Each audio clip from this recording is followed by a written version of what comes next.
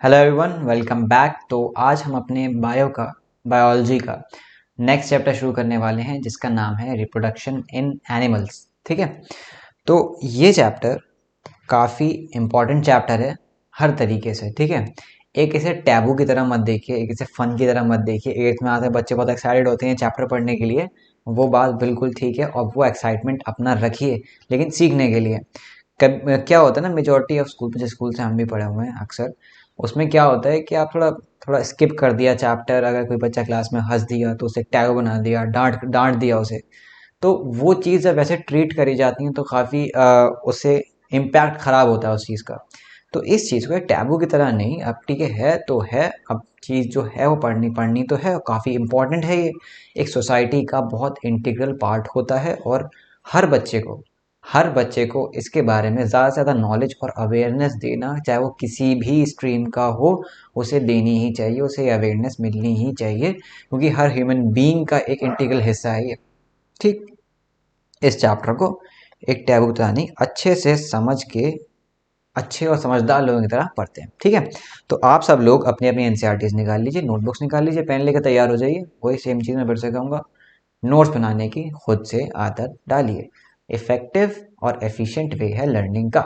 अपने आप खुद बनाएंगे नोट्स, देख खुद बनाएंगे, खुद लिख के पढ़ेंगे तो ज़्यादा जल्दी ज़्यादा अच्छे से याद होगा। अब मैं आपको नोट्स दे रहा हूँ, आप उसे रीड कर लोगे, भले ही आपको सब समझ में आ रहा है, सब समझ में आ रहा है, सब याद भी कर पा रहे हो आप आसानी से, लेकिन फिर भी एक बहुत ही एक थोड़ा, ये मान लीजिए बिल्कुल एक सीमेंटेड मेमोरी आपको अगर चाहिए तो आप उसे लिख के याद करें।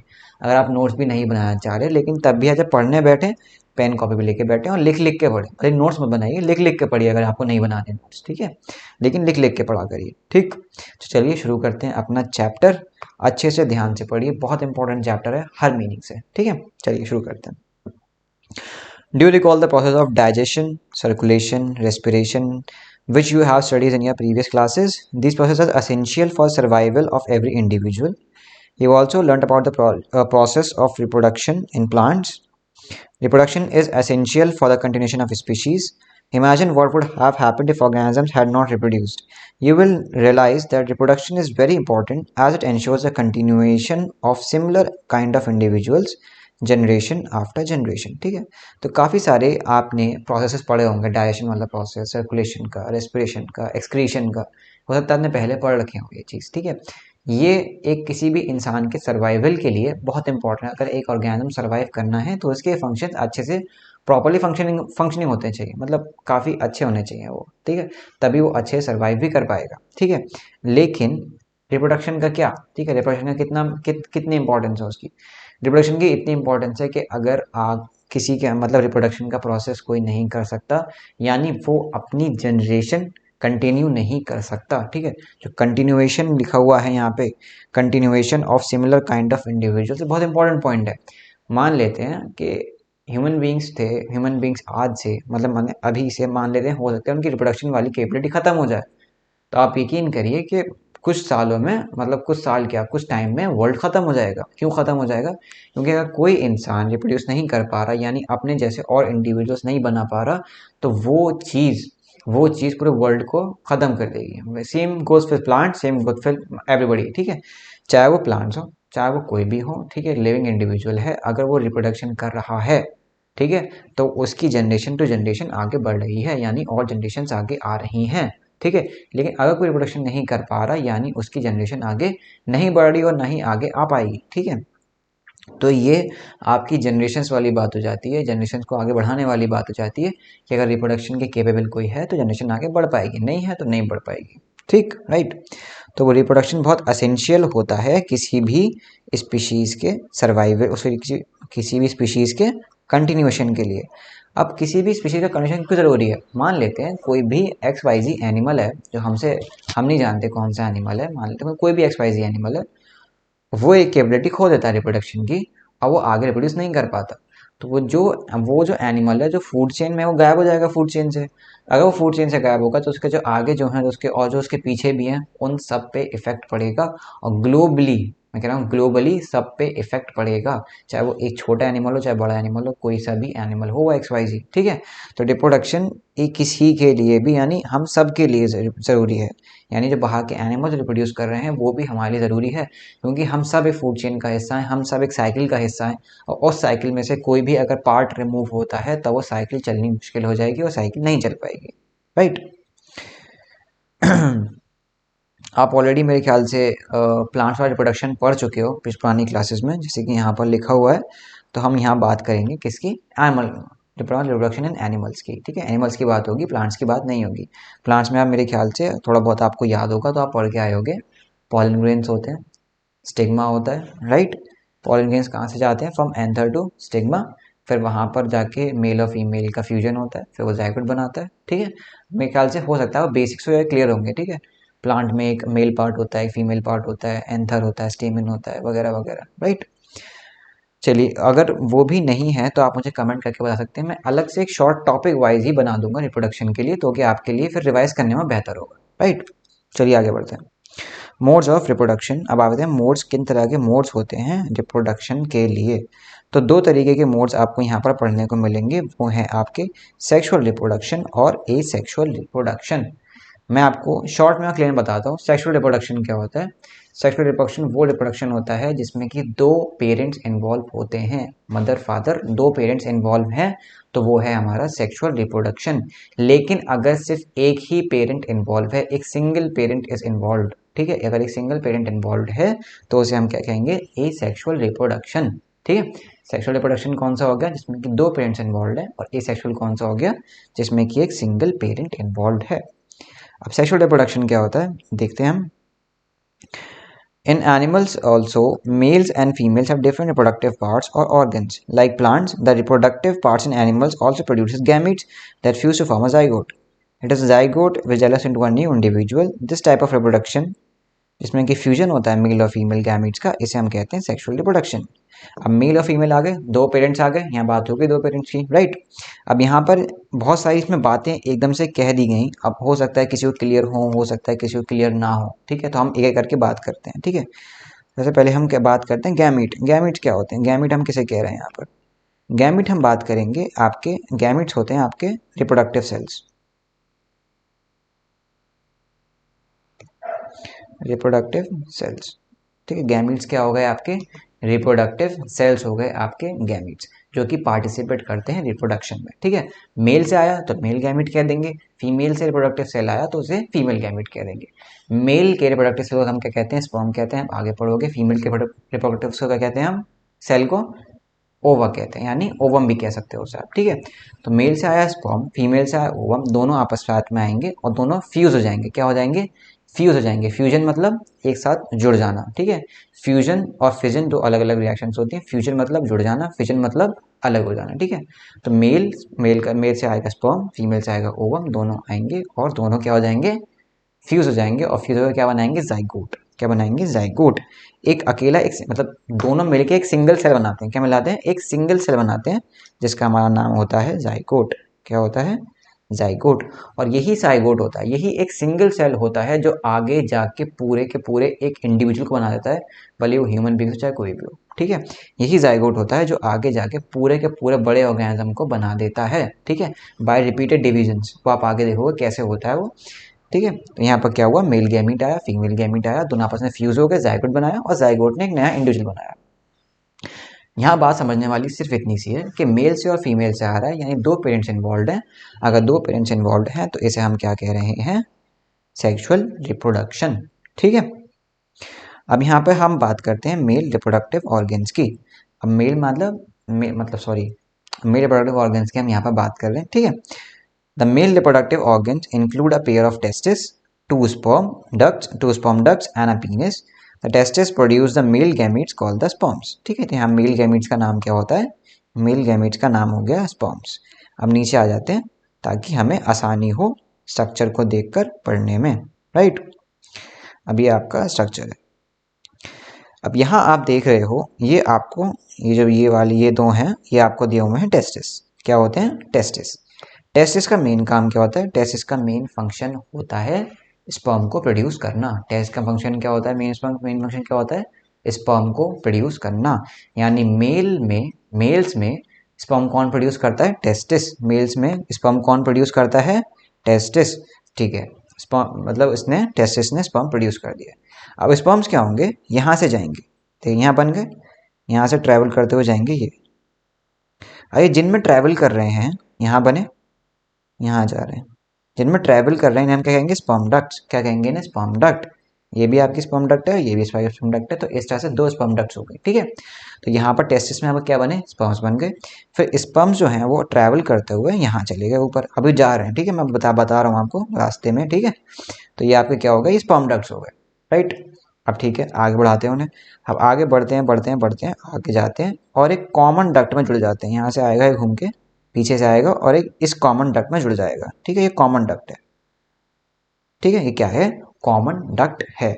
अब यहाँ पर क्या हुआ? आपने दो चीजें देखी कि एक टेस्टिस देखा, स्पर्म डक्ट देखा। ठीक है, टेस्टिस क्या है? स्पर्म बना रहे हैं। स्पर्म डक्ट क्या है? जहाँ से स्पर्म्स होके जा रहे हैं। ठीक है, आगे जाके स्पर्म्स दोनों एक ही उसमें मिल जाते हैं, एक ही उसमें मिल जाते हैं, जैसे हम क्या कहते हैं?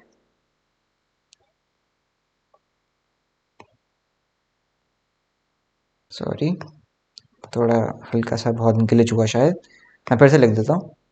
ठीक है, उसको हम क्या कहते हैं? यूरेथ्रा। क्या कहते हैं? बहुत ग्लिच हो रहा है, एक मिनट रुकिए, छोड़िए। तो मैं आपको बता देता हूँ, अभी यहाँ पर ग्लिच की वजह से मैं लिख नहीं पा रहा हूँ। ठीक है, बस ड्रॉ कर पा रहा हूँ, थोड़ी हिल रहा है काफ़ी।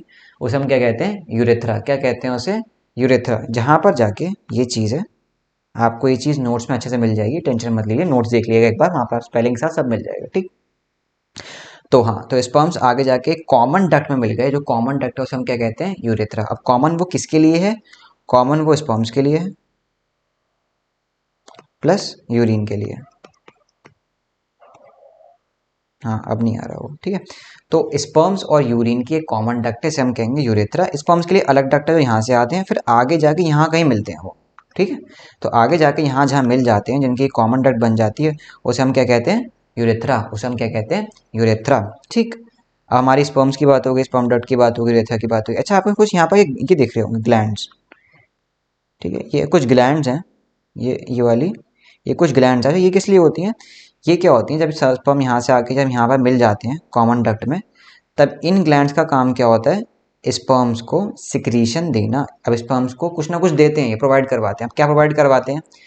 इसमें प्रोवाइड करवाते हैं ये आप इन शॉर्ट कह सकते हो food plus energy plus enzymes वगैरह, ये सब प्रोवाइड करवाते हैं ताकि स्पर्म ज़्यादा से ज़्यादा न्यूट्रिशियस रहे। ठीक है, ज़्यादा से ज़्यादा न्यूट्रिशियस रहे और जब वो जाए फीमेल एग के पास तो मतलब ज़्यादा अच्छे से वो ट्रैवल कर पाए। उसकी बस स्पर्म की कैपेबिलिटी बढ़ाने के लिए हमारी ये सब ग्लैंड्स यहाँ पर होती हैं। स्पर्म की कैपेबिलिटी बढ़ाने के लिए ये सारी ग्लैंड्स अपने अपने सिक्रीशन इस डक्ट में छोड़ देती हैं, जो कि स्पर्म के साथ आगे चले जाते हैं। ठीक है, अभी दिया हुआ नहीं लेकिन फिर मैं बता दिया आपको। ठीक है, क्या हुआ? टेस्टिस में स्पर्म बने, स्पर्म ट्रैवल करके यहाँ गए।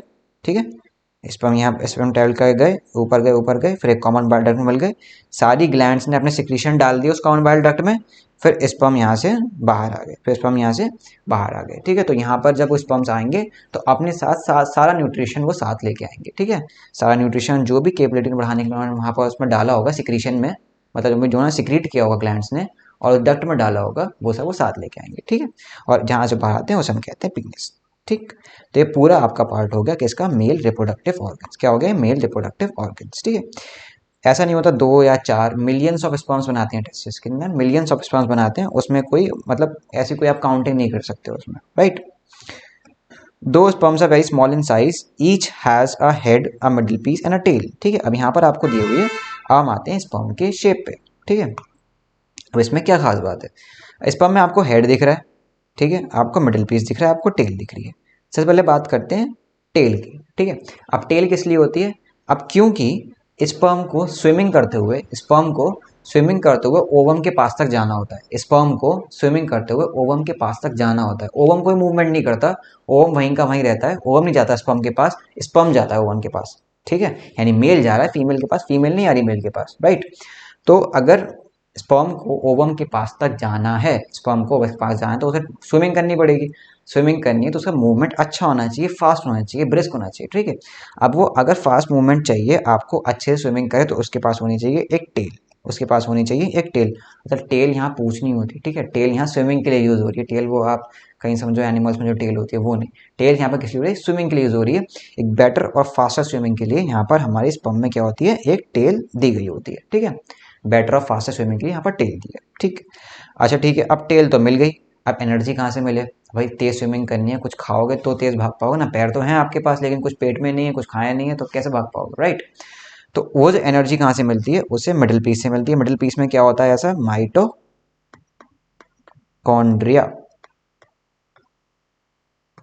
माइटोकॉन्ड्रिया पिछले चैप्टर में मैंने आपको बताया था power house of the cell होता है। क्या होता है, power house of the cell. और क्या करता है, सारी सारी एनर्जी प्रोवाइड करवाता है किसे, स्पर्म को। तो स्पर्म को एनर्जी कहाँ से मिलती है, मिडिल पीस से। मिडिल पीस में कौन होता है, माइटोकॉन्ड्रिया, जो कि power house of the cell होता है। क्या होता है, मैं लिख ही देता हूँ, power house of the cell, right. क्या होता है, power house of the cell होता है, ठीक है। अब बात करते हैं हेड की।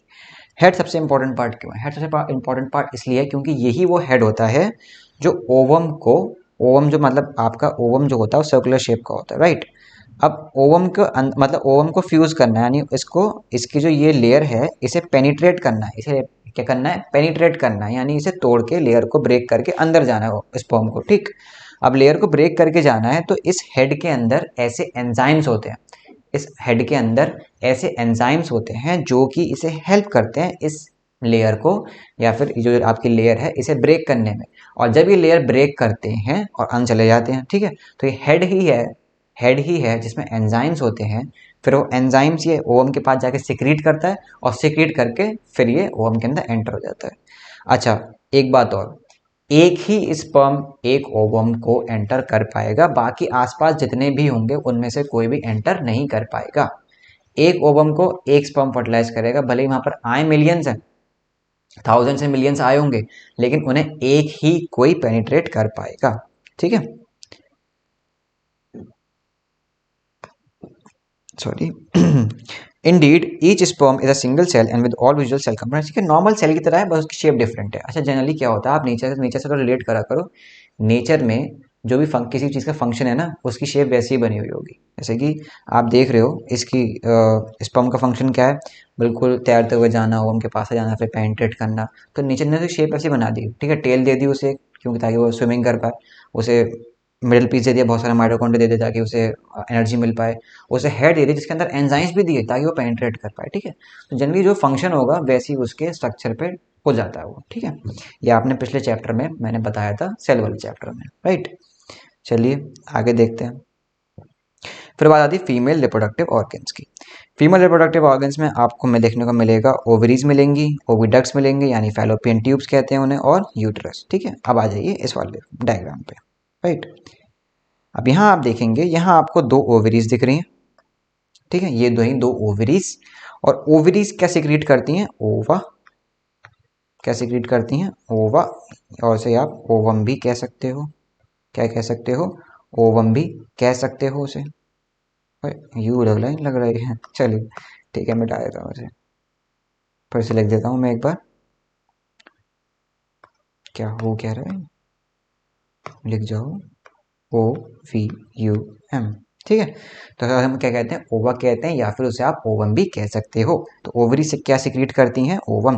जैसे कि मेल्स में टेस्टिस सिक्रीट करते हैं स्पर्म, वैसे ही फीमेल्स में ओवरी सिक्रीट करती हैं ओवम, ठीक। ओवरी ओवम सिक्रीट करेंगी, यहाँ से ओवम जाता है यहाँ तक, बस ये मान ली यहाँ तक जाएगा, ज़्यादा से ज़्यादा यहाँ चला जाएगा, सर्कुलर इन शेप होता है, यहाँ से यहाँ चला गया। अब स्पर्म की वो है, स्पर्म की कैपेबिलिटी है कि उसे पूरा ट्रैवल करता हुआ यहाँ पर आना है, तो पूरा ट्रैवल करता हुआ वहां तक जाना है ताकि उसे वो फर्टिलाइज कर पाए, ताकि उसे वो फर्टिलाइज अच्छे से कर पाए, राइट। तो इस चीज को ध्यान रखें, ठीक है। तो क्या हुआ, ओवरीज ने ओवम प्रोड्यूस करा, ओवरीज ने ओवम प्रोड्यूस करा, ओवम टेल तो मतलब यहाँ से यहाँ गया। अच्छा, डिफरेंस, टेस्टिस प्रोड्यूस करते हैं millions and thousands and millions of sperms, right. लेकिन ओवरी जो होती है वो एक एग प्रोड्यूस करती है एक मंथ में, राइट। मैं लिख देता हूँ, 1 ओवरी 1 एग पर मंथ, ठीक। अब मान लेते हैं ये हमारी ओवरी नंबर 1 है, ये ओवरी नंबर 2 है, जनवरी में इस ओवरी ने एक एग प्रोड्यूस करा, ठीक है, एग कह सकते हैं या फिर उसे ओवम भी कहते थे हम, ठीक है, बहुत सारे नाम होते हैं, ध्यान रखिएगा, ठीक है। तो जब जनवरी में इस वाली ओवरी ने एक एग प्रोड्यूस करा, तो फरवरी में कौन करेगी, ये वाली, फिर ठीक है, जनवरी फरवरी, फिर मार्च में कौन करेगा, ये जनवरी फरवरी मार्च, फिर अप्रैल आ गया, फिर मई आ गया, मई में ये करेगा। तो ऐसे करके ऑल्टरनेट मंथ में एक ओवरी एक एग सिक्रीट करती है, ठीक है, एक ओवरी एक एग ही सिक्रीट करती है, ऑल्टरनेट, वो भी ऐसा नहीं है जनवरी में इसने जनवरी में 1 ने किया है तो फरवरी में भी 1 कर देना, नहीं, एक मंथ में करा, फिर एक मंथ स्किप किया, फिर नेक्स्ट मंथ करा, फिर एक मंथ किया, फिर एक मंथ स्किप किया, फिर उससे अगले महीने फिर स्किप, फिर मंथ, ठीक है, यानी स्किप करा, पहले रिलीज करा, फिर स्किप, रिलीज स्किप, ठीक है।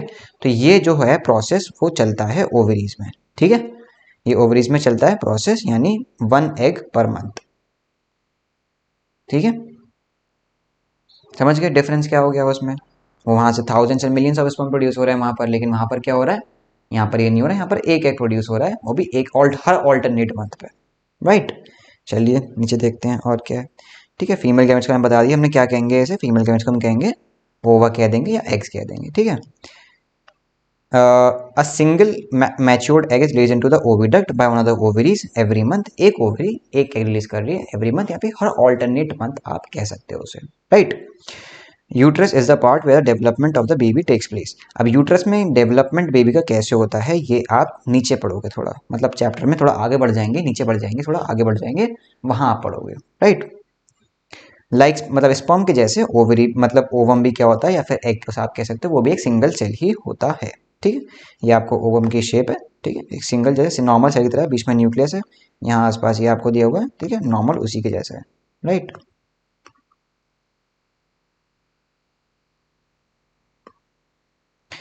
ठीक है। फिर आता है हमारा बहुत इंपॉर्टेंट प्रोसेस, ठीक है, बहुत इंपॉर्टेंट प्रोसेस जिसे हम कहते हैं फर्टिलाइजेशन, क्या कहते हैं उसे, फर्टिलाइजेशन, ठीक है। अब फर्टिलाइजेशन आप पहले समझ लो, मैं आपको समझा देता हूँ फर्टिलाइजेशन इन शॉर्ट होता है कि, फिर हम आगे बढ़ते हैं, ठीक। हमने मेल से क्या आया स्पर्म, फीमेल से क्या आया ओवम, मेल से क्या आया स्पर्म, फीमेल से क्या आया ओवम। अब दोनों आए मतलब स्पर्म गया ओवम के पास, ठीक है, यहाँ ओवम है, स्पर्म गया ओवम के पास, और दोनों आपस में क्या हो गया, फ्यूज हो गए, क्या हो गया, फ्यूज हो गया, यानी फ्यूजन हो गया, यानी ये एक सेल है, ये एक सेल है, और इन दोनों ने आपस में मिलकर एक कंबाइंड एक सेल बना लिया, ठीक है। इसे हमने क्या, फ्यूजन, क्या कहा हमने इसे, फ्यूजन, किसका फ्यूजन, स्पर्म का और ओवम का फ्यूजन। इसी फ्यूजन को हम कहते हैं फर्टिलाइजेशन, क्या कहते हैं इसे हम, फर्टिलाइजेशन। फर्टिलाइजेशन क्या हो गया, the fusion of sperm and ovum is called fertilization. Simple. Fusion of sperm and ovum is called fertilization. ठीक है, तो काफी सिंपल हो गया, फर्टिलाइजेशन क्या हो गया, fusion of sperm and ovum is called fertilisation, ठीक है। यहाँ पर देखा fusion of sperm and ovum is called fertilisation, ठीक है। फ्यूजन लिखा हुआ फिर से यहाँ पर सेम चीज, ठीक। अच्छा मैंने बताया था आपको एक स्पर्म जो होगा वो एक ओवरी के साथ मतलब सॉरी एक एग के साथ फ्यूजन करेगा, और फर्टिलाइजेशन सिर्फ एक स्पर्म ही कर सकता है, 2 स्पर्म 3 स्पर्म 4 स्पर्म एक साथ फर्टिलाइज नहीं कर सकते। फर्टिलाइजेशन जब भी होगा तो एक सिंगल स्पर्म, भाई थाउजेंड से मिलियंस आए, ओवम एक ही है, थाउजेंड से मिलियंस आए, रेस लगाते हुए रेस में सबसे पहले आना है किसी को, जो सबसे पहले आ गया वो फर्टिलाइज कर लेगा, राइट। थाउजेंड से मिलियंस आए, रेस लग रही है, रेस में एक जो सबसे पहले आएगा या फिर जो सबसे अच्छे से सबसे बेहतर तरीके से आएगा, फर्स्ट जो आ गया वो क्या कर लेगा, फ्यूजन कर लेगा, वहीं क्या हो जाएगा फर्टिलाइजेशन। तो बाकी जितने भी सारे आसपास स्पर्म्स होंगे उनका कोई फर्क मतलब कोई फायदा नहीं होगा, एक ने फ्यूज कर लिया बात खत्म हो गई, वहां फर्टिलाइजेशन हो गया, अब बाकी वहाँ कोई काम नहीं है, वहां पर वो डेड हो जाते हैं, राइट। ठीक है, चलिए आगे देखते हैं। ठीक है, तो the nuclear of the sperm and the egg fuses, ठीक है, दोनों के दोनों भी मिलके एक सेल बनाएंगे। अब एक सेल बनना है तो एक सेल में एक ही न्यूक्लियस होगा, राइट। जो मेल स्पर्म का न्यूक्लियस है और जो ओवम का न्यूक्लियस है वो भी फ्यूज हो जाता है आपस में, यानी पूरा पूरा सेल मिलके एक फ्यूज होकर से एक सिंगल सेल बनाता है, और सिंगल सेल के अंदर एक सिंगल न्यूक्लियस होता है।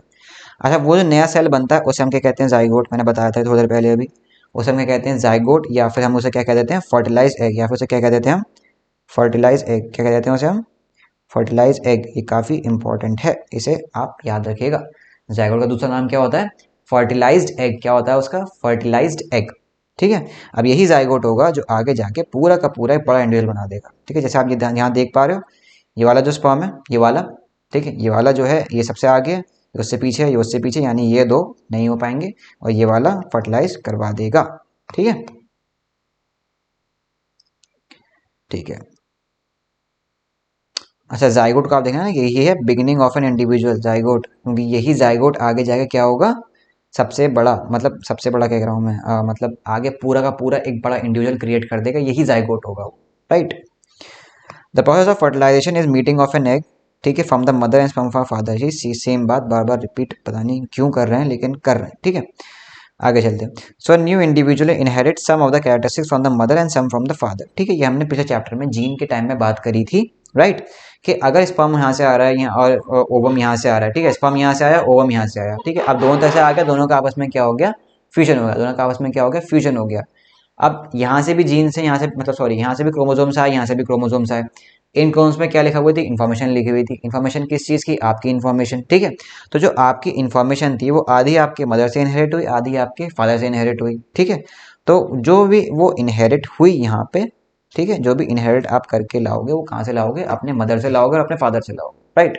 तो स्पर्म में थोड़ी सी इन्फॉर्मेशन आएगी स्पर्म के साथ, और थोड़ी इन्फॉर्मेशन कहाँ से आएगी, ओवम के साथ, तो मिलकर बनाएंगे जाइगोट, और सारी इन्फॉर्मेशन कहाँ जाएगी, जाइगोट के पास आ जाएगी, राइट। चलिए आगे देखते हैं।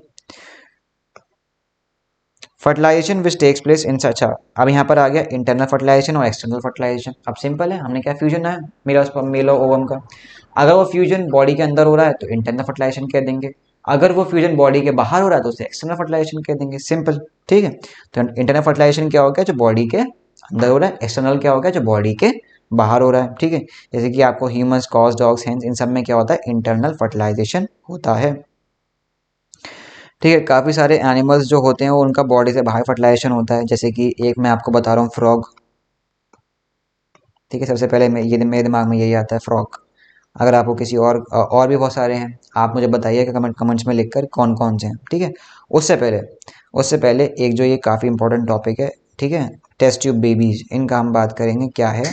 ठीक है, अब इनमें क्या रहता है कि आप इन पे नाम से कंफ्यूज हो सकते हो। ठीक है, अब टेस्ट ट्यूब बेबीज का मतलब ये नहीं होता है कि वो टेस्ट ट्यूब के अंदर बेबीज बना रहे हैं, ऐसा कुछ भी मतलब नहीं होता उसका। टेस्ट ट्यूब बेबीज का मतलब होता है कि जो फर्टिलाइजेशन हो रहा है स्पर्म का और एग का, वो बस बॉडी से बाहर हो रहा है, सिर्फ फर्टिलाइजेशन प्रोसेस बाहर हो रहा है, बाकी सारा का सारा प्रोसेस अंदर हो रहा है बॉडी के। ठीक है, तो वाला प्रोसेस जो होता है उसे हम कहते हैं टेस्ट ट्यूब बेबीज। हम पढ़ेंगे अभी डिटेल में क्या होता है ये। ठीक है, तो टेस्ट ट्यूब बेबीज को नाम से मत जाइएगा कि टेस्ट ट्यूब के अंदर बेबीज बन रहे हैं, नहीं, ऐसा कुछ भी नहीं है, सिर्फ फर्टिलाइजेशन उनका बाहर हो रहा है, और उसे इसलिए हम उसे क्या कहते हैं, टेस्ट ट्यूब बेबीज कहते हैं। ठीक, अब वो किन में होता है टेस्ट ट्यूब बेबीज, उनमें होता है जिन फीमेल्स में, जैसे कि हम ऊपर आए तो हमने अभी ओविडक्ट देखी थी, राइट, सॉरी ओविडक्ट कह रहा हूँ, हाँ ओविडक्ट कह सकते हैं, फेलोपियन ट्यूब, आप कुछ भी कह दो आप।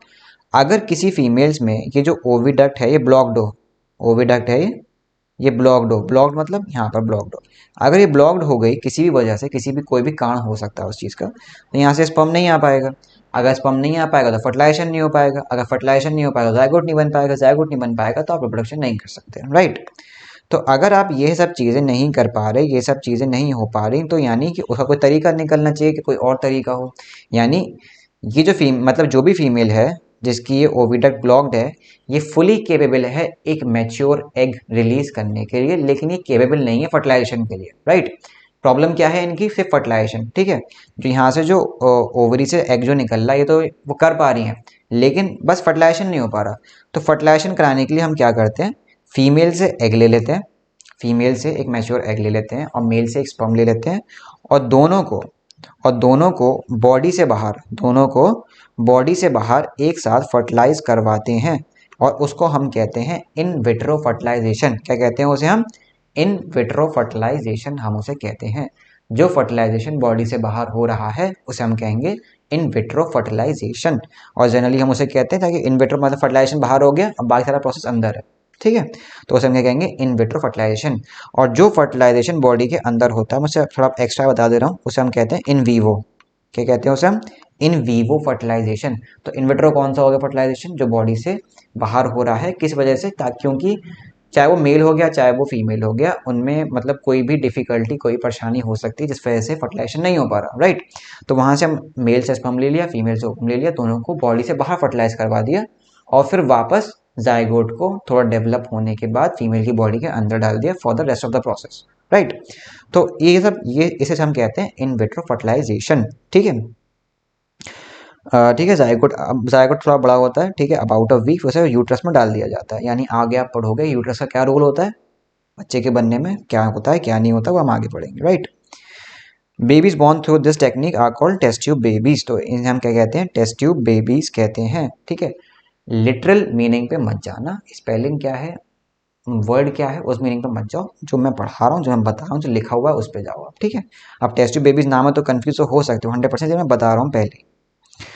During spring and rainy season, अच्छा यहाँ पर अब बात हो रही है एक्सटर्नल फर्टिलाइजेशन की, किसी बात हो रही है एक्सटर्नल फर्टिलाइजेशन की, ठीक है। जैसे में आप देखा होगा पॉन्ड्स में ये सब चीज मतलब फ्रॉक्स वगैरह को बहुत सारा देखा होगा। अब फ्रॉक्स वगैरह क्या करते हैं, अच्छा दो चीज़ें हैं। अब फीमेल मैंने जो बताई थी आपको अभी, ह्यूमन फीमेल, वो सिर्फ एक ही एग रिलीज कर रहे हैं, ठीक है, एक एग रिलीज कर रही है वो, ठीक है। अब वो एक ही एग अगर रिलीज कर रही है, क्यों कर रही हो, 2 3 4 5 क्यों नहीं कर रही, क्या रीज़न है इसके पीछे। वो रीज़न ये है क्योंकि जो एनवायरनमेंट है, ठीक है, जो उस एग के आसपास का जो एनवायरनमेंट है वो परफेक्टली सूटेड है और प्रोटेक्टेड है, ठीक है, आगे जाइगोट फॉर्मेशन के लिए और फर्टिलाइजेशन के लिए भी प्रोटेक्टेड है वो। ऐसा कुछ नहीं है कोई और बैरियर आ जाएगा बीच में फर्टिलाइजेशन को रोक देगा, ऐसा नहीं है। इस वजह से इतनी सारी मतलब उनके पास मतलब अच्छाइयाँ हैं वगैरह वगैरह, उनके पास सब कुछ है, अवेलेबिलिटी बहुत है उनके पास, हर चीज़ उनके पास अवेलेबल है। इस वजह से फीमेल सिर्फ एक ही एग ले करती है, ज़्यादा एग ले वेस्ट नहीं है मतलब, ठीक है। एग्स क्योंकि बहुत इंपॉर्टेंट होते हैं, बहुत लिमिटेड होते हैं, इस वजह से एक ही एग ले करती है। लेकिन आप देखो जो एक्सटर्नल फर्टिलाइजेशन हो रहा है, जो जो फ्रॉग है वो पानी में अपने एग्स ले कर रही है, ठीक है। अब वो एग्स अगर ले कर रही है तो कितने चांसेस हैं, कितनी प्रोबेबिलिटी है कि वो एग फर्टिलाइज हो जाएगा, बहुत कम। हो सकता है कि पानी चल रहा हो, पानी बह रहा हो, वो एग साथ में बह जाए, हो सकता है कोई और एनिमल वो एग खा जाए, हो सकता है विंड हो, विंड के साथ चला जाए, हो सकता है कोई और रीजन हो, राइट। तो प्रोबेबिलिटी बाहर बॉडी से बाहर फर्टिलाइजेशन की जो एनिमल्स में होती है बहुत कम होती है। इस वजह से वो क्या करते हैं, क्या तरीका है इसका, कोई ना कोई तरीका तो होगा। अब तरीका ये है कि आप ज़्यादा नंबर में एग प्रोड्यूस करो, ठीक है। अब क्योंकि आप कुछ नहीं कर सकते उसको प्रोटेक्ट करने के लिए, आप ज़्यादा नंबर में प्रोड्यूस करो, लाइक स्पर्म ज़्यादा नंबर में प्रोड्यूस होंगे और एग्स भी ज़्यादा नंबर में प्रोड्यूस होंगे। अच्छा, जिन एनिमल्स में ये होता है, और एग्स बनने के मतलब एग्स हो गए, स्पर्म्स आ गए, दोनों साथ में फ्यूज़ हो गए, मान लिया बॉडी से बाहर हो गया फर्टिलाइजेशन, ठीक है, और होता भी है। बॉडी से बाहर हो गया फर्टिलाइजेशन, ठीक है, बहुत सारे एग्स और बहुत सारे स्पर्म्स उन्होंने ले गए थे, उसमें से 2 4 फर्टिलाइजेशन हो गए। और जब फर्टिलाइजेशन हो गए तो बाकी जितना ही प्रोसेस है आगे लिविंग ऑर्गेनिज्म का बनने का, वो सारा बॉडी से बाहर होगा, ठीक है। इन विट्रो कौन सा था, बाहर फर्टिलाइजेशन हो गया, बाकी प्रोसेस अंदर है। लेकिन एक्सटर्नल पूरा पूरा एक्सटर्नल ही होता है फिर वो, ठीक है। यानी बॉडी से बाहर फर्टिलाइजेशन भी होगा, बॉडी से बाहर क्या होगा, आपका बाकी का इंडिविजुअल का बनने का प्रोसेस, ठीक। अब यहाँ पर आपको जैसे दिया हुआ है कि फ्रॉग एग्स होते हैं आपके, फ्रॉग एग्स हो गए, ठीक है, कवर्ड नहीं है, शेल नहीं है, कंपेरेटिवली वेरी डेलिकेट हैं। अब डेलिकेट हैं, ये हैं वो हैं, सब मिला के घूम फिरा के एक ही बात आती है, किसी भी मतलब रास्ते से जाओ आप एक ही उस पर पहुँचोगे कि क्यों होता है, क्योंकि प्रोबेबिलिटी को ज़्यादा करना होता है। अब उसके पास प्रोटेक्शन भी नहीं है। अब हैन की बात करोगे आप कि हैन का भी एग बाहर ले करती है, हैन के एग के पास आसपास कैल्शियम कार्बोनेट का प्रोटेक्शन होता है, राइट। लेकिन फ्रॉग के आसपास तो होता नहीं कैल्शियम कार्बोनेट का प्रोटेक्शन, ठीक है। इवन डायनासोर्स के पास भी होता है, लिजार्ड्स के पास भी होता है, राइट। मूवी में देखा होगा आपने गॉडजिला वगैरह में, तो कि उसके जो एग होते हैं डायनासोर के, तो उसके आसपास भी कैल्शियम कार्बोनेट का प्रोटेक्शन होता है, ठीक है। वरना वो डायनासोर को भी थाउजेंड्स ऑफ उसमें मतलब ले करने पड़ते हैं एग्स, राइट। तो इस वजह से जिन लोगों के पास ऐसी कैपेबिलिटी नहीं होती कि वो अपने एग को या फिर अपने स्पर्म को या फिर अपने फर्टिलाइज जाइगोट को प्रोटेक्ट कर पाएं, प्रोटेक्शन की एबिलिटी नहीं होती, इसलिए उन्हें ये करना ही पड़ता है, ठीक है। अब असल में क्या होता है, एक लेयर ऑफ जेली है जो कि इन एग्स को सबको, ये जो एग्स आपको दिख रहे हैं यहाँ पर, ये जो एग्स यहाँ दिख रहे हैं, इन सबको साथ में होल्ड करके रख रही है, बस प्रोटेक्शन कोई भी नहीं है, बस होल्ड करके रख रही है, राइट। तो एक्सटर्नल फर्टिलाइजेशन में ये थोड़ी डिफिकल्टीज आती ही आती हैं। As eggs are laid male deposit sperms over them, male ने कर दिया, और रैंडम फर्टिलाइजेशन होता है, ठीक है, कोई फिक्स फर्टिलाइजेशन नहीं होता, सिर्फ रैंडम होता है, ठीक है। This type fertilisation which has the fusion of a male and female gamete takes place, ठीक है, बाहर हो रहा है, और हम क्या कह रहे हैं, एक्सटर्नल फर्टिलाइजेशन हम उसे कह रहे हैं। ज़्यादातर एक्वेटिक एनिमल्स में आपको देखने को मिलता है, राइट। अच्छा, फ्रॉग आपका एक्वेटिक है या एम्फीबियन है, रेप्टाइल क्या है आपका फ्रॉग, मुझे लिख के बताना ज़रा, ठीक। ठीक है, आगे देखते हैं आगे। हाँ, आगे आ जाओ। ठीक है, अब आ गया आपका डेवलपमेंट ऑफ एम्ब्रियो। क्या आ गया? Development of embryo. अब आप यहाँ पर, यहाँ तक हमारा क्या हो गया? यहाँ तक हमारा स्पर्म का हम पता चल गया कि स्पर्म कहाँ से आ रहा है, कैसे बन रहा है, राइट। पता चल गया ओवम का कहाँ से कौन बना रहा है, कैसे बना रहा है, राइट। फिर दोनों आए, फ्यूजन हो गया, फर्टिलाइजेशन हो गया, जाइगोट बन गया। अब जाइगोट से आगे क्या? ठीक है, अब जाइगोट से आगे क्या बनेगा? पूरा का पूरा इंडिविजुअल। और वो कैसे बनेगा, कहाँ बनेगा, वो देखते हैं, राइट। अब fertilisation results in the formation of zygote. ठीक है, अब मैं थोड़ा समझा देता हूँ डायग्राम के थ्रू, फिर हम वो जो बाकी लिखा हुआ है वो पढ़ लेंगे। ठीक है, अब यहाँ पर हमारा क्या हुआ? जाइगोट बन गया। ठीक है, यहाँ पर ये ओवरी है। ये आपको डिफरेंट डिफरेंट प्रोसेस दिख रहे हैं। ये आप आगे जो हायर क्लासेस होंगे इसे लिखा होता है बुक में, you study this in higher classes. वैसे आप इसे हायर क्लासेस में पढ़ोगे कि ये अलग अलग प्रोसेस होते हैं, इनका नाम क्या होता है, क्या किसे क्या कहते हैं, इस फेज़ का नाम क्या है, उस फेज़ का नाम क्या है। लेकिन यहाँ पर ज़रूरत नहीं है। यहाँ पर से पढ़ो कि ये ओवरी है। यहाँ से ओवरी से क्या निकला? हमारा एग निकला। एग निकल के आगे आया होगा, यहाँ कहीं स्पर्म आया होगा, दोनों फ्यूजन मिलकर क्या बना लिया उनका? जाइगोट। क्या बना लिया उन्होंने मिलके? जाइगोट। अभी जाइगोट ही आगे जाके क्या बनाएगा? पूरा का पूरा इंडिविजुअल। ठीक है। अच्छा, जब एग ओवरी ले करती है उसे हम कहते हैं ओव्यूलेशन। क्या कहते हैं उसे? ओव्यूलेशन। ठीक है, मतलब जब एग रिलीज हो रहा है ओवरी से, वो प्रोसेस हमारा क्या कहलाता है? ओव्यूलेशन। ठीक, मानते हैं जाइगोट बन गया। अब जाइगोट एक सिंगल सेल है, एक सिंगल न्यूक्लियस के साथ, लेकिन इंडिविजुअल में बहुत सारे सेल्स होते हैं। अब जाइगोट शुरू करेगा डिवीजन। क्या शुरू करेगा? डिवीजन। अब जाइगोट अगर डिवीजन कर रहा है, जैसे मान ले 1 से 2 हो गया, 2 से ये हो गया 2, ठीक, 2 से 4, 4 से 8, फिर 8 से और, फिर ऐसे करके बहुत सारे डिवीजन जाइगोट करता है। और कुछ टाइम बाद वो जाके जब बहुत सारे डिवीजन हो जाते हैं, तब वो जाता है और यूट्रस की वॉल से चिपक जाता है। ठीक है, यूट्रस की वॉल से क्या हो जाता है? चिपक जाता है, यानी अटैच हो जाता है। चलिए मैं आपको ऊपर वाली फिगर में थोड़ा सही से क्लियरली बताता हूँ, वहाँ दिखेगा। ठीक है, यहाँ पर आया, ये जाइगोट मान ली यहाँ बन गया हमारा। ठीक है, इसे ब्लू से ले लेते हैं। ठीक है, ये जाइगोट हमारा ये बन गया, यहाँ पर आएगा। और यहाँ यहाँ आने वाले प्रोसेस में ये मल्टीप्लाई होता रहेगा, यानी नंबर ऑफ सेल्स बढ़ते रहेंगे। यहाँ आया आया आया और यूट्रस की वॉल से क्या हो गया? अटैच हो गया। अब आने वाला सारा का सारा प्रोसेस एक बच्चे के बनने तक, ठीक है, एक पूरे बच्चे के बनने तक सारा का सारा प्रोसेस कहाँ होगा?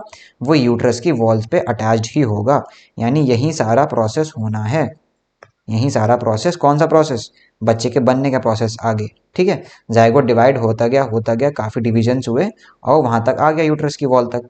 अब यूट्रस की वॉल पे आने के बाद जो बाकी का प्रोसेस होगा, एक नए इंडिविजुअल के बनने का प्रोसेस, वो सब कहाँ पर होगा? इसी की लाइनिंग पर होगा। ठीक है, अब ये चल ठीक है, इसकी लाइनिंग पे यह प्रोसेस हमारा हो गया। ठीक है, अब यहाँ पर आप देख रहे हो ये डेवलपिंग एम्ब्रियो है। अच्छा, ये जब बहुत ज़्यादा डेवलप, मतलब जाइगोट बहुत ज़्यादा मल्टीप्लाई हो जाएगा और जाके अटैच हो जाएगा किससे? यूट्रस से, तब इसे हम क्या कहेंगे? जाइगोट नहीं बुलाएंगे, हम इसे बुलाएंगे एम्ब्रियो। क्या बुलाएंगे इसे? एम्ब्रियो। ठीक है, पता ध्यान को, नए नए टर्म्स हैं, ये 1 2 बार पढ़ोगे, थोड़े जहन में आ जाएंगे, याद भी हो जाएंगे, सब काम आसान हो जाएगा। ठीक है, शुरुआत में नए नए लगते हैं, सुडोपोडिया वगैरह वगैरह, लेकिन एक बार 2 3 बार पढ़ते हो तो याद हो ही जाते हैं नए टर्म्स, राइट। ठीक है, तो zygote divides repeatedly to give rise of ball of cells. ठीक है, बहुत सारे सेल्स बनाता है जाइगोट, डिवाइड करता रहता है क्योंकि उसे बहुत सारे सेल्स और ही बनाने हैं। नए इंडिविजुअल के पास बहुत सारे सेल्स होते हैं। ठीक, the cells begin to form groups. ठीक है, ग्रुप बनाते हैं, टिश्यू बनाते हैं, फिर धीरे धीरे ऑर्गन बनाते हैं। अच्छा, डेवलपिंग जाइगोट होता है, ठीक है, जब बहुत सारे सेल बना लेता है, उसे हम क्या कहते हैं? एम्ब्रियो कहते हैं। ठीक है,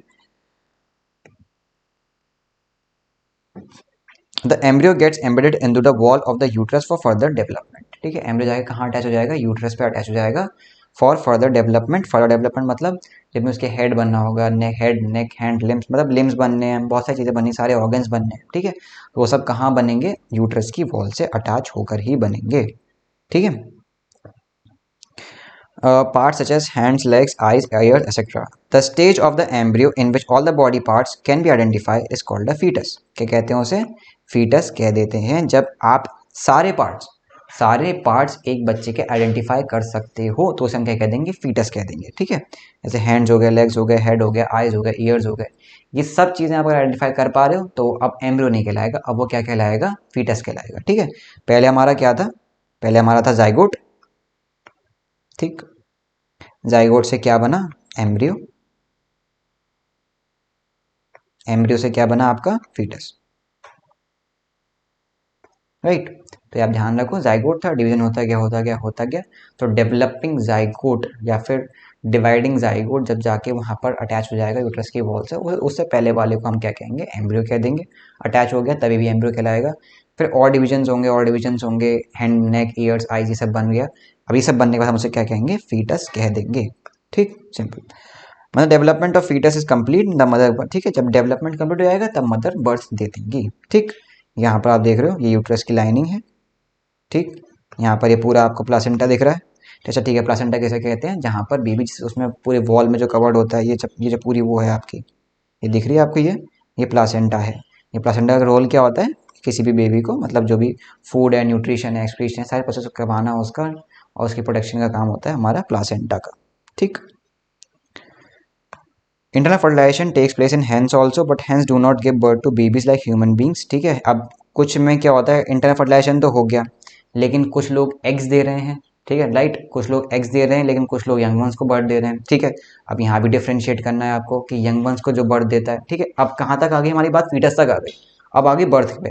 अगर बर्थ पे आए तो फिर भी दो डिफ्रेंशिएशन है कि एक जो दे रहे हैं वो एग्स को दे रहे हैं। ठीक है, एग्स निकाल रहे हैं, और एक क्या दे रहे हैं, आपका यंग वंस को बर्थ दे रहे हैं। तो जो आपके यंग वंस को बर्थ देंगे उन्हें हम कहते हैं वीवी पैरस। ठीक है, और जो एग्स ले करेंगे उन्हें हम कहते हैं ओवी पैरस। राइट, ओवी पैरस एनिमल, वी पैरस में कौन कौन आ जाएगा, ह्यूमन बींग, डॉग, कैट वगैरह वगैरह। ओवी पैरस में कौन आ जाएगा आपका, हेंस आ जाएगा, लिजर्ड्स आ जाएगा, ये सब आपके कौन है, ओवी पैरस एनिमल्स हैं। राइट, और ओविपेरस एनिमल जनरली इसमें आपको हार्ड शेल देखने को मिलेगा अराउंड डेवलपिंग एम्ब्रियो। ठीक है, फिर मतलब हैन होगी, हैन ने एग लेकर तो डेवलपिंग एम्ब्रियो है उसके अंदर। ठीक है, पूरा पूरा फॉर्म नहीं हुआ है। अब हैन उसे हैच करेगी, रखेगी अपने पास कुछ टाइम, फिर उसके बाद आप क्या होता है, फिर developing embryo take 3 weeks development हुआ चिक। ठीक है, 3 हफ्ते बाद वो जाके एक चिक में डेवलप होता है। ठीक है, you must have seen the Hahn sitting on the eggs, इसे हम क्या कहते हैं, हैचिंग कहते हैं। सफिशिएंट वार्मथ यानी उसे थोड़ी गर्माहट देने के लिए हैन उस पर ऊपर रहती है। ठीक है, बैठ नहीं जाती, बस उसे गर्माहट देने के लिए उसके आसपास अपने फेदर्स ढक लेती है वो। ठीक, ठीक है, तो ओवी पैरस कौन हो गए, जो एग्स ले करते हैं। वी पैरस कौन हो गए, जो यंग वंस को बर्थ देते हैं। राइट ठीक है, in animals which undergo external fertilization development of the embryo takes place outside the female body. ठीक है, जो मतलब डेवलपमेंट, ठीक है, एक्सटर्नल फर्टिलाइजेशन जहाँ हो रहा है बॉडी के अंदर वापस जा नहीं पाएगा, क्योंकि ये बहुत छोटे ऑर्गेनिजम्स होते हैं, तो इतना फंक्शनैलिटी उनके अंदर होती नहीं है। तो जितनी भी चीज़ हैं, चाहे फर्टिलाइजेशन हो गया, चाहे बाई का प्रोसेस हो गया, वो बॉडी से बाहर ही होता है। राइट, तो ओ पैस और वी पैस का आप समझ गए क्या डिफरेंस होता है, इनके एग्जाम्पल जरूर लिख लिएगा अपने पास। Right, the eggs of few animals are easy to observe because their mothers lay them outside their bodies. ठीक है, अब जाहिर सी अब वही पैरास एनिमल्स हो गए, क्योंकि उनके आप आसानी से देख सकते हो। ठीक है, लेकिन आप किसी भी डॉग, कैट के इनके नहीं एग देख पाओगे, क्योंकि इनके बॉडी के अंदर होते हैं, इंटरनल होते हैं। राइट, अब ये तो बहुत ही मतलब कॉमन सेंस वाली बात है, एक्सटर्नल एग मतलब एक्सटर्नल हो रहा है सब कुछ, तो एग देख पा रहे हो, इंटरनल में कैसे ही देख पाओगे आप। राइट अब बात आते हैं यंग वंस टू एडल्ट्स। अब आपके बर्थ हो गई। राइट, हम पूरा प्रोसेस शुरू से आ रहे हैं, हम स्पर्म से और ओवम से आ रहे हैं, आगे बढ़े, जाइगोट आया, एम्ब्रियो आया, फीटस आया, बर्थ हो गई। अब बर्थ के बाद क्या होना है, एडल्ट वाली स्टेज में जा रहे हैं। राइट, अब यंग वंस टू एडल्ट जा रहे हैं। अब पूरी हमें वो देखनी है कि उनकी लाइफ साइकिल क्या है। ठीक है, अब यहाँ पर लाइफ साइकिल की बात हो रही है, आप स्पर्म से लेकर लाइफ साइकिल तक आ गए। राइट, सब थोड़ा पढ़ के आप लाइफ साइकिल तक आ गए, बहुत अच्छी बात है। आई होप करता हूँ अभी तक सबको सब कुछ समझ में आ रहा होगा। ना आ रहा हो तो आप अपने क्वेरी सेक्शन में, क्वेश्चन वाले सेक्शन में मुझसे पूछ सकते हैं, जहां पर आपके हमेशा की तरह आपके सारे सवालों के जवाब दिए जाते हैं। राइट, आगे चलते हैं। The new individuals which are born or hatch from the eggs continue to grow till they become adults. ठीक है, अब एडल्ट्स होते हैं। अब एडल्ट्स वाली कुछ स्टेजेस होती हैं, या तो हो सकता है कि जो आपके जो यंग वंस हैं, ठीक है, जो यंग वंस हैं, हो सकता है वो सिमिलर दिखते हो एडल्ट से, हो सकता है वो सिमिलर ना भी दिखते हो। ठीक है, दोनों चीज़ें, दोनों काम हो सकता है। जैसे कि ह्यूमन बेबी की बात करेंगे तो सिमिलर दिखता है। ठीक है, कुछ अलग नहीं होता, कुछ में पूंछ नहीं होती जो आगे जाके गायब हो जाती है, ऐसा कुछ नहीं होता। राइट, तो ह्यूमन बेबी लुक सिमिलर, लेकिन अगर वही आप फ्रॉक्स के उसको देखोगे, टेडपोल को देखोगे, तो वो सिमिलर नहीं दिखाई देता। ठीक है, उसकी पूरी एक लाइफ साइकिल चलती हुई आती है। ठीक है, तो वही सब चीज़ इसमें हमें यहाँ पर देखनी है। ठीक है, जैसे कि यहाँ पर आप देखो फ्रॉक के डिफरेंट स्टेजेस हैं यहाँ पर, early tadpole, late tadpole, adult frog और एग्स। यहाँ पर एग्स थे, फिर एग्स से मतलब फर्टिलाइजेशन हुआ होगा वगैरह वगैरह, फिर आगे जाके टैडपोल बन गया। अब टैडपोल के पास आप देख रहे हो टेल्स ही है। ठीक है। यहाँ भी इसके पास लेट टेडपोल पास टेल है, लेकिन ये जब एडल्ट फ्रॉग बन गया तब इसके पास टेल कहाँ गई, टेल चली गई इसके पास, ठीक है राइट। तो यहाँ पर क्या हुआ, एक बहुत ड्रास्टिक चेंज आपको देखने को मिला यंग वन से एडल्ट के बीच, एक बहुत ड्रास्टिक चेंज देखने को मिला यंग वन से एडल्ट के बीच, ठीक है। यही पूरी लाइफ साइकिल, यही जो सारे ड्रास्टिक चेंजेस आपको एक देखने को मिलते हैं from young one to adult, drastic changes आपको देखने को मिलते हैं from young ones to adult, इसी पूरी लाइफ साइकिल को हम कहते हैं शॉर्ट फॉर्म में मेटामॉर्फोसिस। क्या कहते हैं हम इसे, मेटामॉर्फोसिस। अच्छा, जो कैटरपिलर्स की लिखी हुई है ना यहाँ पर, कैटरपिलर्स की आप खुद देखो नेट पे, आपको बहुत अच्छा लगेगा उसकी पूरी लाइफ साइकिल देखते हुए, मॉथ टू कैटरपिलर आपको जब देखोगे तब काफ़ी आपको देख के अच्छा लगेगा, ठीक है। टेडपोल की तो आपको दी हुई है, लेकिन कैटरपिलर की नहीं दी हुई, कैटरपिलर की आप देखो, ठीक। तो इस पूरे ट्रांसफॉर्मेशन को हम क्या कहते हैं, मेटामॉर्फोसिस, हम इसे क्या कहते हैं, मेटामॉर्फोसिस कहते हैं, राइट। चलिए आगे देखते हैं। अब बात है यहाँ पर आपकी सारी हो गई अब एडल्ट हो गया, अब एडल्ट से आगे कोई बात नहीं है, राइट। अब हम बात करेंगे एसेक्सुअल रिप्रोडक्शन की। एसेक्सुअल रिप्रोडक्शन में बताया था आपको क्या होता है, बहुत ईजी। क्या होता है सेक्सुअल रिप्रोडक्शन? क्या होता है जहाँ पर दो पेरेंट्स इन्वॉल्व होते हैं। एसेक्सुअल रिप्रोडक्शन क्या होता है, जहाँ पर एक सिंगल पेरेंट इन्वॉल्व होगा, जहाँ पर एक सिंगल पेरेंट इन्वॉल्व होगा, वहाँ पर दो पेरेंट्स इन्वॉल्व नहीं होंगे, ठीक है। ठीक है, यहाँ पर कुछ आपको एनिमल्स का नाम दिया हुआ, very small animals like hydra, amoeba, ये सब आपको दिए हुए हैं। और ये सब क्या होते हैं आपके, इनमें हमें क्या देखने को मिलता है, एसेक्सुअल रिप्रोडक्शन देखने को मिलता है। जैसे कि हम हाइड्रा की बात करते हैं, हाइड्रा की, ठीक है। हाइड्रा में एक सिंगल पेरेंट है, ये आपको दिखाई दे रहा है, ये एक सिंगल पेरेंट है। यहाँ से एक बर्ड निकलना शुरू हुई, फिर ये बर्ड और बड़ी हुई, फिर ये बर्ड और बड़ी हुई, और आप देख रहे होगे कि ये बर्ड हाइड्रा के जैसी दिख रही है, राइट। ये पेरेंट है, ये डॉटर है, ठीक है। ये पेरेंट है और ये क्या है, डॉटर। अब पेरेंट से ही एक बर्ड निकली, और वो बर्ड निकलते हुए ग्रो हुई और वो इतनी ज़्यादा बड़ी हो गई कि वो अपने पेरेंट के जैसी ही हो गई। जब वो इस कैपेबल हो जाएगी कि वो अकेले रह सके, तब वो यहाँ से डिटैच होकर एक अलग नया ऑर्गेनिज्म बना लेगी। तो आपने देखा यहाँ पर कैसे एक सिंगल पेरेंट ने बडिंग के थ्रू, एक सिंगल पेरेंट ने बडिंग के थ्रू एक पूरा का पूरा नया ऑर्गेनिज्म बना लिया, राइट। तो ये काफ़ी इंटरेस्टिंग चीज़ है, और ये आपको बहुत छोटा ऑर्गेनिज्म होता है हाइड्रा, उसमें हमें देखने को मिलती है, क्या देखने को मिलती है, बडिंग।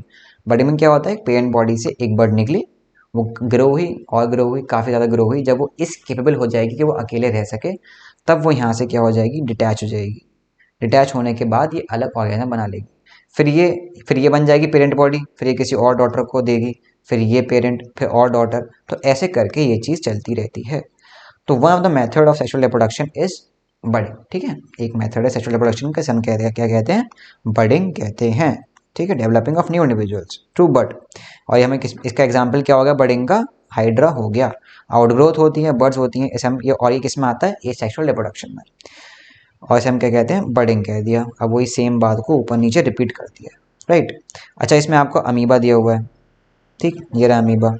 अब अमीबा में क्या हो रहा है, आप देखो अमीबा में ध्यान से, अमीबा में ये एक सेल है, ये पेरेंट है, ठीक है, ये एक सेल है, ये इसका क्या है, न्यूक्लियस है, राइट, ये इसका क्या है, न्यूक्लियस है। अब सबसे पहले क्या डिवाइड हुआ, न्यूक्लियस डिवाइड हुआ, सबसे पहले न्यूक्लियस डिवाइड हो गया। अब न्यूक्लियस के बाद कौन डिवाइड होगा, क्या बचा, बॉडी बची। न्यूक्लियस डिवाइड हो गया पहले, ठीक है, सेल दो सेल में डिवाइड हो रहा है ना, डिवाइड हो गया न्यूक्लियस, उसके बाद क्या डिवाइड होगा, बॉडी डिवाइड हो रही है, ठीक है। ये फर्स्ट स्टेप हो गया, ये सेकंड स्टेप हो गया, और थर्ड स्टेप में क्या हो गया, पूरा का पूरा डिवीजन हो गया, और दो अलग अलग सेल्स आपके बन गए, ठीक है। तो अमीबा में क्या हुआ, ये पेरेंट बॉडी ही दो में डिवाइड हो गई, ठीक है। बडिंग में क्या हुआ था, एक पेरेंट बॉडी से एक नया ऑर्गेनिज्म बन गया था, लेकिन अमीबा में क्या हुआ, आपकी पेरेंट बॉडी ने ही एक नई बॉडी को क्या कर दिया, मतलब सॉरी, दो नई बॉडी में डिवाइड हो गई, राइट। हाइड्रा में क्या हुआ था, उसने नई बॉडी को डेवलप किया था, लेकिन यहाँ पर क्या हुआ, अमीबा खुद ही दो पेरेंट बॉडी में डिवाइड हो गई। अब आगे जो नए अमीबा बने हैं, ये जो नए बने हैं, ये भी मतलब ये दोनों सिमिलर जो इंडिविजुअल्स बने हुए हैं, ये आगे फिर से दो में डिवाइड हो जाएंगे, फिर और दो में, फिर और दो में, फिर और दो में, हर इंडिविजुअल दो में डिवाइड होता चला जाएगा। अच्छा, तो यहाँ पर हम देखते हैं, ठीक है। अब इसका नाम क्या है, बाइनरी फिजन। इस क्या कहते हैं, इस प्रोसेस को बाइनरी फिजन क्या कहते हैं, बाइनरी फिजन। बाइनरी का मतलब दो, फिजन का मतलब ब्रेक होना, तो बाइनरी फिजन। अच्छा, अब यहाँ से एक मेरे पास आप लोगों के लिए एक क्वेश्चन है, वो क्वेश्चन का आप मुझे जवाब देना जहाँ भी आप लिख के दे पाओ, ठीक। एक अमीबा है, सिंगल अमीबा है, वो दो में डिवाइड हो गया, ठीक है। ये सब समझ गए होंगे, बाइनरी फिजन सब समझ गए होंगे। अब मुझे आप ये बताओ, एक अमीबा दो में डिवाइड हो गया, यानी पेरेंट ही दो में डिवाइड हो गया। अब वो जो डॉटर बनी दो, वो पेरेंट ही था, वो पेरेंट ही था, तो दो में डिवाइड हुआ, फिर वो और 2 में डिवाइड हो गया, फिर और 2 में डिवाइड हो गया। यानी आप कितनी भी जनरेशन्स आगे चले जाओ, कुछ ना कुछ पेरेंट का हिस्सा तो रहेगा डॉटर्स में, क्योंकि सबसे स्टार्टिंग में एक पेरेंट ही डिवाइड हुआ था और ये पेरेंट भी किसी 2 से डिवाइड हुआ होगा। ठीक है, राइट। तो आप मुझे ये बताओ, क्या इस बात पे अगर ये ऐसी बात है कि आप कितनी भी जनरेशन आगे चले जाओ, अमीबा का पेरेंट आपको उसमें मिलेगा ही मिलेगा, यानी पेरेंट का पार्ट उसमें होगा ही होगा, राइट। तो क्या आप अमीबा को इमोर्टल कह सकते हो? मेरा ये मतलब एंड रिजल्ट, मेरा जो क्वेश्चन का कंक्लूजन है वो ये है, क्या आप अमीबा को इमोर्टल कह सकते हो? ये मुझे आप सोच के, चाहे कहीं से पढ़ो चाहे कुछ भी करो, मुझे इसका जवाब आप देना, ठीक है। मुझे टैग करो, मुझे इसका जवाब मुझे दो, क्योंकि आप देख रहे हो ना कि एक ही बॉडी 2 में डिवाइड हो गई। अब वो 2 में डिवाइड हो गई, ठीक है, वो 2 में डिवाइड हो गई, तो पेरेंट का पार्ट तो इसमें हो इन दोनों में होगा। पेरेंट का पार्ट, ये पेरेंट जो है इसका पार्ट तो इन दोनों में होगा। अब इन दोनों में है, अब आगे भी होगा, फिर उससे आगे भी होगा, फिर उससे आगे भी होगा। अगर इतनी ही उनमें मतलब इतना ही पार्ट है, तो क्या आपको लगता है कि अमीबा इमोर्टल है? जबकि ऐसा तो सबको मालूम है कि कोई भी लिविंग ऑर्गेनिज्म इमोर्टल नहीं होता, ठीक है, सबकी डेथ है। लेकिन अमीबा में क्या हो रहा है, यहाँ पर अमीबा लिविंग ऑर्गेनिज्म है। तो क्या अमीबा इमोर्टल है या नहीं, इसका जवाब आप मुझे दें, ठीक है। चलिए तब तक हम आगे पढ़ते हैं, आप जवाब ढूंढ के लाइएगा और मुझे जहाँ भी आप लिख के दे पाएँ और मुझे टैग करिए, वहाँ पर मुझे बताइए कि अमीबा इमोर्टल है या नहीं। Another method of asexual reproduction is observe, ठीक है, अमीबा की बात होगी हमारी पूरी, इसे हम क्या कहते हैं, बाइनरी फिजन, क्या कहते हैं इसे, बाइनरी फिजन। इसमें दो, पहले वही बात है, पहले न्यूक्लियस डिवाइड होगा, फर्स्ट स्टेप ये रहा, फिर साइटोप्लाज्म डिवाइड होगा। साइटोप्लाज्म क्या है, ये आप पिछले चैप्टर में पढ़ चुके हो, ठीक। साइटोप्लाज्म डिवाइड हो गया, अब साइटोप्लाज्म डिवाइड होने के बाद पूरा का पूरा बॉडी डिवाइड हो जाएगी, ठीक है। इसे क्या कहते हैं, हम बाइनरी फिजन कहते हैं, राइट। ठीक है, अब एक चीज़ और आप ध्यान रखें कि जब आपने पिछले उसमें पढ़ा था क्रोमोसोम्स के बारे में, हेरिडिटी के बारे में, तो मैंने बताया था आपको कि पेरेंट फादर से आ गया और कुछ मदर से आ गया। जनरली आप अगर आधा दर से आधा दर से आ रहा है, मतलब आपके कैरेक्टरिस्टिक्स, तो आप अपने पेरेंट सिमिलर सिमिलर हो सकते हो लेकिन आइडेंटिकल नहीं हो सकते, राइट। सिमिलर हो सकते हो लेकिन आइडेंटिकल अपने पेरेंट से आप नहीं हो सकते, ठीक है। अब ये ध्यान रखो, हमेशा सेक्सुअल रिप्रोडक्शन में जो भी यंग वंस होंगे वो कभी भी आइडेंटिकल अपने पेरेंट से नहीं हो सकते। सेक्सुअल रिप्रोडक्शन में जो भी यंग वंस है, जो भी बेबीज हैं, वो अपने पेरेंट से आइडेंटिकल नहीं हो सकते। लेकिन ए सेक्सुअल रिप्रोडक्शन में आपने देखा कि अमीबा 2 में डिवाइड हो गया, हाइड्रा से ही खुद से एक नया निकल गया, ठीक है, वहाँ से उसके पास से कुछ नहीं गया। तो जनरली आपको देखने को मिलेगा काफ़ी सारा आइडेंटिकल, मतलब आइडेंटिकलिज्म आपको देखने को मिलेगा किसमें, ए सेक्सुअल रिप्रोडक्शन में, क्योंकि यहाँ पर 2 पेरेंट्स इन्वॉल्व नहीं है, एक सिंगल पेरेंट ही इन्वॉल्व है, ठीक है। तो ये बात ध्यान में रखें। अच्छा, ठीक है, आगे देखते हैं। यहाँ पर एक आपको स्टोरी दी है डॉली की। डॉली कौन है, डॉली एक शीप का नाम है, और वो शीप कौन थी, सबसे पहली क्लोन, सबसे पहली क्लोन जो हमारी करी गई थी, स्कॉटलैंड में हुई थी वैसे, हाँ लिखा हुआ है स्कॉटलैंड में। सबसे पहले एक साइंटिस्ट थे हमारे यान विल्मोट, तो इन्होंने करा था, मतलब क्लोन बनाया था एक शीप का जिसका नाम था डॉली। अब क्लोन का मतलब क्या होता है, आइडेंटिकल ट्विन, ठीक है, आइडेंटिकल कह दो उसे आप। एक शीप है, उसका उन्होंने जो भी जेनेटिक मैकेनिज्म उन्होंने यूज़ करा, जेनेटिक इन्फॉर्मेशन उससे ली, कहीं और डाली, मिक्स करी, और सेम जेनेटिक इन्फॉर्मेशन को कॉपी करी, और उससे वो सेम टू सेम शीप बनाई। यानी उसके कैरेक्टरिस्टिक्स, उसके बिहेवियर, उसकी हाइट, उसका फर, उसकी हर एक चीज़ उन दोनों शीप की आपस में मैच हो रही होगी। सेक्सुअल रिप्रोडक्शन से ये आप अचीव नहीं कर पाओगे, ये सिर्फ कब कर पाओगे, जब आप जेनेटिक मॉडिफिकेशन करोगे। जब आप जेनेटिक मॉडिफिकेशन करोगे तभी आप ये अचीव कर पाओगे, वरना अचीव नहीं कर पाओगे, ठीक है। तो क्लोन किसे कहते हैं, किसी की भी एग्जैक्ट कॉपी को क्लोन कहते हैं, आइडेंटिकल को क्लोन कहते हैं, राइट। काफ़ी इंटरेस्टिंग स्टोरी है, आप ये एक बार पढ़ना। यहाँ पर आपका होता है चैप्टर ख़त्म। अब इस चैप्टर के क्वेश्चन आंसर्स करना। आई होप आपके सारे क्वेश्चन आंसर यहाँ पर आसानी से, बहुत इजीली हो जाएंगे। जो ना हो, जो आपको लगे कि आपको समझ में नहीं आया, या फिर जो भी बात है आप बता सकते हो खुल के, ठीक है। अगले चैप्टर में हम आपसे मुलाकात करते हैं। जो भी आपकी क्वेरीज हैं, क्वेश्चन हैं, वो आप लिख के हमें बता सकते हो, और अच्छे से मेहनत करके पढ़ते रहो। अगर आपको अच्छा ये लग रहा है, अगर आपको वर्थ इट लग रहा है ये सब कुछ जो भी हम आपको प्रोवाइड करवा रहे हैं, तो आप और लोगों से भी कहो, हमारा ये वर्ड स्प्रेड करो हर जगह, ताकि इस रिवॉल्यूशन को हम जल्द से जल्द, जितना बड़ा से बड़ा हो सके उतना बड़े से बड़ा कर सकें, और ज़्यादा से ज़्यादा लोगों की हेल्प कर सकें, ठीक है। तो चलिए आपसे मिलते हैं हम नेक्स्ट चैप्टर में, और तब तक के लिए अच्छे से पढ़ते रहें, ठीक है। बाय।